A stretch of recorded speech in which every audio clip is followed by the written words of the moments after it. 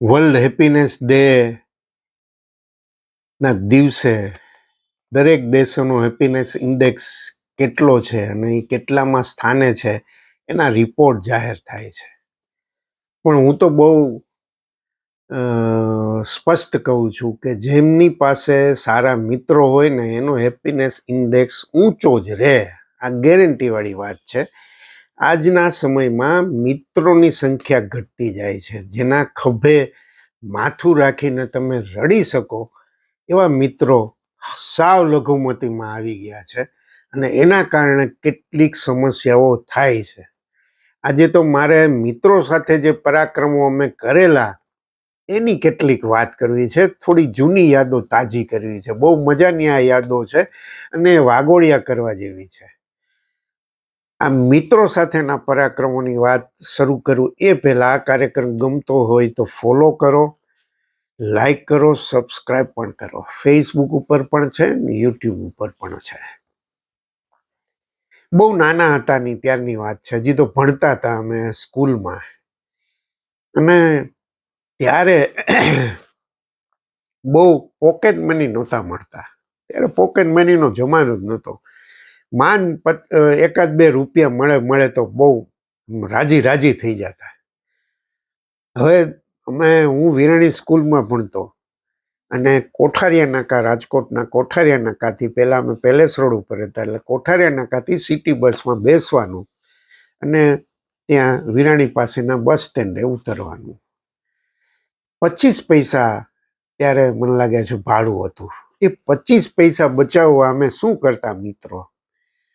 તો શું કરીએ કે કોઠારિયા નાકા બસ સ્ટેન્ડે ભેગા થઈએ અને જે લોકોએ બસની મુસાફરી કરી હોય ને પછી ટિકિટ ફેંકી દીધી હોય એ ટિકિટ અમે ઉપાડી લઈએ અને પછી બારીવાળી મોટા ભાગે બેઠક પસંદ કરીએ બસમાં અને હાથમાં આમ ટિકિટ અડધી દબાવેલી રાખીએ એટલે કંડક્ટરને ખબર ન પડે કે આ કેટલા પૈસાની છે, પણ આમ રાખ્યું. અને ત્યારે બસમાં ગીર્દી પણ રહેતી એટલે કંડક્ટર આવે ત્યારે આમ ટિકિટ રાખી હોય ને અમારું મોઢું બારીની બહાર હોય ને કંડક્ટર ઓલી ટિકિટ જોવે એટલે એને એમ થાય કે આની ટિકિટ લઈ લીધી છે.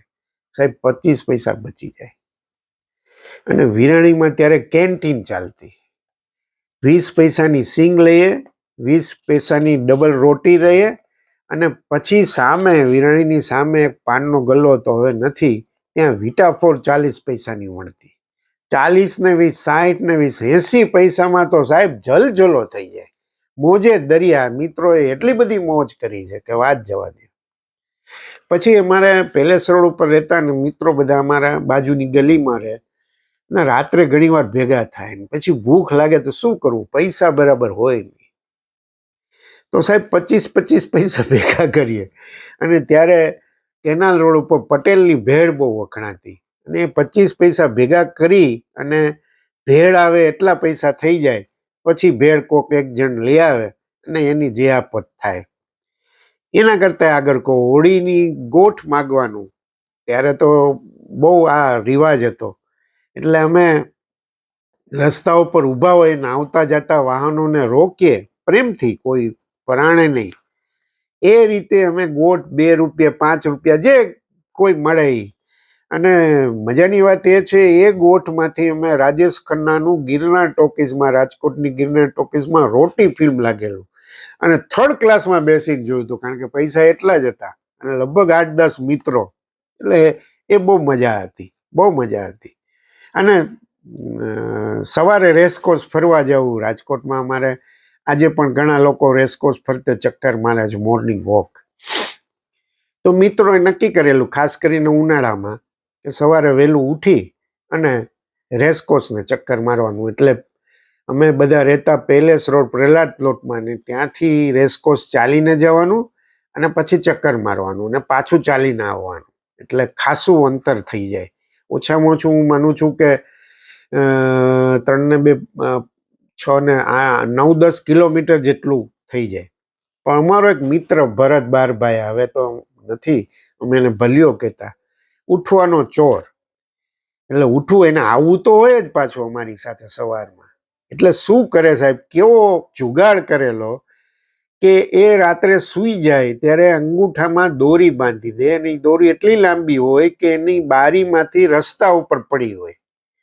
એટલે અમે બધા મિત્રો તૈયાર થઈ ગયા હોય ને પછી એની ઈ દોરી ખેંચીએ 2-4 વાર એટલે ભાઈ ઉઠે અને મોઢું ધોઈ અને અમારી સાથે નીકળી પડે, ચાલીને જઈએ. અને પછી અમે ચક્કર મારતા હોય, આ ભાઈ ત્યાં રેસકોર્સની બેન્ચ ઉપર સૂઈ જાય, પછી કે ભાઈ તમે આવજો, આવો ચક્કર મારીને, એટલે મને ઉઠાડજો એટલે હું આપણી સાથે થઈ જશું. આવી મજા કરી છે. અને એના કરતાંય જ્યારે તહેવારો હોય, ખાસ કરીને રવિવાર હોય, ત્યારે રેસકોર્સ ફરવાનું ચલણ વર્ષો જૂનું. હવે તો બીજા ઘણા બધા વિકલ્પો પણ મળી ગયા છે, પણ અમે શું કરતા, પૈસા ઓછા હતા સાહેબ, એટલે રેસકોર્સના સામેના ગાર્ડનમાં આ પટેલ આઈસ્ક્રીમ ને બીજા 1-2 આઈસ્ક્રીમ વાળા છે, એ આઈસ્ક્રીમ ત્યાં સર્વ કરવા આવે. એના 2-3 માણસો ત્યાં ફરતા હોય ને ઓર્ડર લઈ જાય. એટલે અમે 5-7 મિત્રો હોય એટલે બધા આઈસ્ક્રીમ પોતપોતાની રીતે પસંદગી મુજબ મગાવે, ઓર્ડર આપી દે. ઓલો ઓર્ડર લઈ આવે અને અમને સર્વ કરે. પછી પૈસા લેવા પાછો થોડી વાર પછી આવે કે ખાઈ લ્યો તમે, અને પાણીનો ગ્લાસ પણ આપ્યો હોય. ફટાફટ આઈસ્ક્રીમ ખાઈ લે સાહેબ. અને જે વેલો ખાઈ લે ને એ ઊભો થઈ અને ગાર્ડનની પારી ટપી અને એક રિક્ષાને ઊભી રાખે, અને પછી દૂરથી સાઇન કરે અથવા તો સીટી મારે, એટલે સમજી જવાનું કે રિક્ષા તૈયાર છે. એટલે બાકીના લોકો ભાગીને રિક્ષામાં બેસી જાય, રિક્ષા હળાટ ઘર તરફ ભાગે. અને ઓલો ભાઈ અમને ગોતતો હોય કે આ 5 જણા 7 જણા ગયા ક્યાં. એટલે આવી પણ બહુ મજા કરી છે. અને એમાંય તમને કહું કે સંક્રાંત હોય કે દિવાળી હોય ત્યારે સદરમાં આપણે ત્યાં વર્ષો જૂની સિસ્ટમ, આજે પતંગ તો લેવા લોકો સદરમાં આવે છે. એ સદરમાં અમે ઘણી બધી દુકાનોમાં જે સિઝનલ હોય એ એવી રીતે મળતું હોય, પતંગ હોય કે ફટાકડા હોય. તો અમે ત્યારે 5-7 મિત્રો સાથે જ ગયા હોય.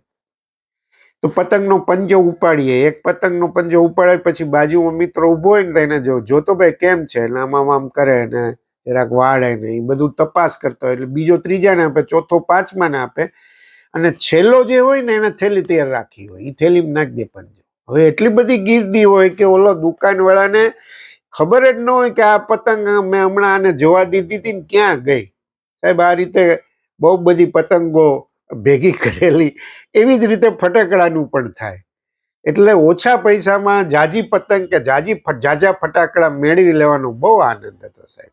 એટલે આ બહુ મજા. અને ત્યારે ટીવી બધાના ઘરમાં નહોતા. આ તો બહુ વર્ષો પહેલાની વાત છે. અમારે એક જ આ મિત્ર ભરત બારભાઈના ઘરે પહેલું ટીવી આવ્યું, બ્લેક એન્ડ વ્હાઇટ ટીવી. અને જ્યારે ઓસ્ટ્રેલિયા કે ઇંગ્લેન્ડની શ્રેણી હોય ત્યારે વહેલી સવારથી મેચ થાય. ત્યારે ડે એન્ડ નાઇટ તો મેચ રમાતા જ નહીં, મોટાભાગે ટેસ્ટ મેચ હોય. એટલે સાહેબ એની ડિમાન્ડ એટલી બધી વધી જાય એટલે અમે 5-7 મિત્રો ત્યાં ભેગા થઈ, રાત્રે જ સુવા વયા જાય ત્યાં, અને વહેલી સવારે ઉઠીને ટીવી સામે ગોઠવાઈ જાય. અને અમારા મોટા ભાઈ ને ભાભી પણ એવા બહુ મજાના કે સવારે ચા પાણી નાસ્તો પણ કરાવે. આ રીતે અમે મેચ જોયા. અને મારે ત્યાં તો ફોન પણ એ જમાનામાં નહોતો, ને હું નવો ફૂલછાપમાં જોડાયો તો ચિત્રલેખાનું પણ કામ કરતો. તો સંઘાણી સાહેબ ત્યારના તંત્રી અને હરકિશન મહેતા એ અમારા બારભાઈના ઘરે ફોન કરે અને કે કૌશિકને બોલાવી રાખો, પાછો ફોન કરું છું. સાહેબ આ રીતે પણ બહુ મજા કરી છે. એટલે અને જ્યારે વલ્લભ વિદ્યાનગર ભણવા ગયા ત્યારે પણ એટલી બધી કંઈ આર્થિક સ્થિતિ સદ્ધર નહોતી. તો રવિવારે ફીસ્ટ હોય તો સાંજે જમવાના પ્રોબ્લેમ હોય, કારણ કે બપોરે ફીસ્ટ હોય એટલે સાંજે જમવાનું ન હોય, એટલે બહાર જવું પડે. બહાર જઈએ તો પૈસા ખર્ચવા પડે. એટલે તે દિવસે હાઈ ક્લાસ સારામાં સારી જે કપડાની જોડી હોય ને એની ઇસ્ત્રી બિસ્ત્રી કરીને આમ બની ઠનીને બરાબર નીકળીએ. અને થોડીક રેકી કરી લીધી હોય કે ક્યાં સારો પ્રસંગ છે તો ત્યાં ઘૂસી જાય. અને ઘણીવાર પકડાવાની ઓલી નોબત પણ આવે તો વ્યવહાર પણ કરી દઈએ, પણ જમીને પાછા આવીએ. એટલે એ રીતે પણ ઘણીવાર એવું કર્યું છે. અને મેં તો મારા એક મિત્ર માટે પ્રેમપત્રો પણ લખી દીધા છે. એને એમ હતું કે મને લખતા સારું આવડે છે, એટલે કે ભાઈ આ તારું કામ છે, એને જરાય ટપો ન પડે, એટલે લેટર અને પછી તો એ પ્રેમ પ્રકરણમાં ગરબડો થઈ હતી, બહુ મારે ખાવો એને પડ્યો ને અમે એને હોસ્પિટલ દાખલ કરવો પડ્યો હતો. અને સાલો એવી દશામાં એને એને ઢોસા અને પાઉંભાજી આ બે એની બહુ પસંદગીની હતી. ડૉક્ટરે બધું ના પાડી હતી કે હું બહારથી કોઈ વસ્તુ નહીં. પણ રાત્રે 12 12:30 વાગે ને એટલે અમે બધા બેઠા હોઈએ તો એમ કે યાર ડૉક્ટરે ભલે ના પાડી પણ એક ઢોસો લઈ આવી દો ને. અને અમે એને ઢોસો ખવડાવ્યા છે. એક બહુ સરસ મજાનો કિસ્સો અમે વલ્લભ વિદ્યાનગર હોસ્ટેલમાં રહેતા ત્યારનો છે. અને એમાં એક મિત્ર એને બોમ્બે જવાનું હતું પણ એની ટિકિટ આણંદથી ન થઈને નડિયાદથી મળી. એટલે નડિયાદ બધો સામાન લઈને ક્યાં જવું એટલે એણે કીધું કે મારી બેગ અહીં મૂકતો જાઉં છું, તું મને હું નડિયાદથી ગાડી ઉપડે ને એટલે તને ફોન કરી તું આણંદ મને આ રેલવે સ્ટેશને બેગ પકડાવી દેજે. હવે સાહેબ સવારની વહેલી વાત હતી અને ટ્રેન ઉપડી ગઈ હશે અને હું તો ઉઠ્યો નહીં. અને સાહેબ મિત્ર બિચારો બેગ વગર સીધો મુંબઈ પહોંચ્યો ને એક પ્રસંગમાં એને જવાનું હતો એટલે ઉતરીને એને પેલું શું કામ કર્યું ખબર, 2 જોડી કપડાં લીધા. મને એટલી બધી ગાળો પછી એને દીધી હતી. આવું પણ બન્યું છે. મિત્ર કૃષ્ણકાંત ઉનડકટ કે જેને અમે કહીએ છીએ, એની સાથે અમે એકવાર બહુ મજા લીધી હતી. વર્ષાબેન પાઠક ત્યારે રાજકોટ આવેલા અને કૃષ્ણકાંત ત્યારે કે યુનિવર્સિટીમાં રેગ્યુલરલી પીરિયડ લેવા જર્નાલિઝમ ડિપાર્ટમેન્ટમાં જતો હતો. અને વર્ષાબેન આવ્યા ત્યારે એનો પીરિયડનો વારો હતો. એટલે કે હું જાઉં છું પછી આપણે સાથે બધા જમશું. એટલે મેં કીધું ભલે ભલે. પછી મેં ને વર્ષાબેને નક્કી કર્યું કે આપણે એ જઈને પછી નીકળવું છે. એકે નીકળી ગયો, એના ક્લાસમાં પહોંચી ગયો હશે ને અમે 2 સ્કૂટર ઉપર પાછળ પહોંચ્યા એટલું જ નહીં, ક્લાસમાં એનો પીરિયડ શરૂ થઈ ગયો હતો. અમે બંને ધીમા પગલે અંદર ક્લાસમાં જઈ અને સીધા છેલ્લી બેન્ચે બેસી ગયા. અને પછી એ મૂંઝાણો. થોડીક વાર તો એણે પોતાનું લેક્ચર ચાલુ રાખ્યું, પછી એને એમ થયું કે નહીં હવે આમાં મારે વધારે નહીં હું કહી શકું. એટલે કે આપણી વચ્ચે એમ કે કૌશિક મહેતા છે એને તો તમે ઓળખો છો, પણ આપણી વચ્ચે વર્ષાબેન પાઠક પણ છે, મુંબઈથી આવેલા છે, બહુ વરિષ્ઠ પત્રકાર છે, એમ કરીને વાત વાળી લીધી. અને વર્ષાબેનને ત્યાં બધા વિદ્યાર્થી સાથે ઇન્ટ્રોડ્યુસ કર્યા. પણ ત્યારે એ કેનું જે મોઢા ઉપર જે ભાવ હતો ને એ જોવાની અમને બેને બહુ મજા આવી હતી. આવા તો સાહેબ અનેક કિસ્સાઓ છે. પણ આ મિત્રો સાથે આવા પરાક્રમો કર્યા હોય ને સાહેબ એની મજા છે. આના કારણે તમારો હેપીનેસ ઇન્ડેક્સ છે ને એ માપવું નથી પડતું, એ ઉપર જ રહે. તમને ખબર જ પડે કે આ મોજે દરિયા છે. આવા મિત્રો તમારી જિંદગીમાં હોવા જોઈએ સાહેબ. ન હોય મિત્રો તો મુશ્કેલી છે.